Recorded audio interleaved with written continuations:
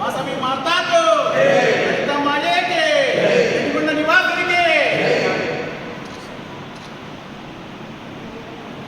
జై వాసవి దగ్గరికి వస్తే వెళ్ళిపోయింది.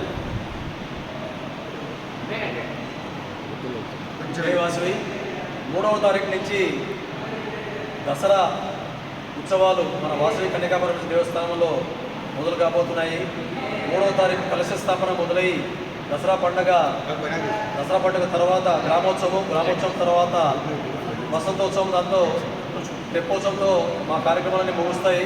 కాబట్టి దయచేసి అందరూ ఈ కార్యక్రమానికి హాజరై ఈ కార్యక్రమాలను జయప్రదం చేయాలని మనస్పూర్వకంగా కమిటీ తరఫున కోరుతున్నాను. జై వాసవి.